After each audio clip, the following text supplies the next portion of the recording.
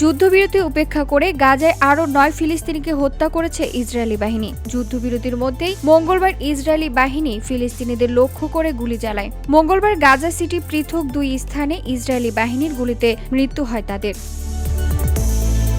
প্রতিবেদনে জানানো হয়, গাজা সিটি হয়ে নিজ নিজ বাসায় ফিরছিলেন ফিলিস্তিনিরা। এই সময়ে ওই হামলার ঘটনা ঘটে। ইসরায়েলি প্রতিরক্ষা বাহিনীর দাবি, সেনা সদস্যদের খুব কাছাকাছি এসে পড়েছিলেন কয়েকজন, তাই সন্দেহভাজন হিসেবে তাদের ওপর গুলি ছোড়া হয়।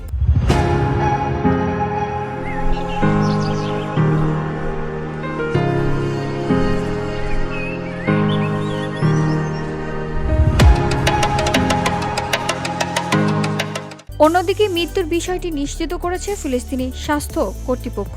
তারা জানায়, নিহতদের গাজায় আল আহলি ও আল নাসের হাসপাতালে নেওয়া হলে কর্তব্যরত চিকিৎসকরা তাদের মৃত ঘোষণা করেন।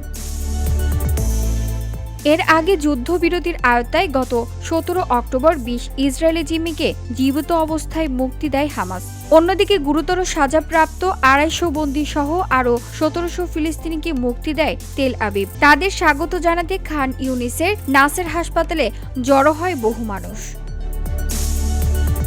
সোমবার হামাস গাজা থেকে ইসরায়েলি জিম্মিদের মুক্তি দেয় এবং যুদ্ধবিরতি চুক্তির অংশ হিসেবে ফিলিস্তিনি বন্দীদের ফেরত দেয় ইসরায়েল। যুক্তরাষ্ট্রের প্রেসিডেন্ট ডোনাল্ড ট্রাম্প ২ বছর ধরে চলা গাজা যুদ্ধের সমাপ্তি ঘোষণা করে।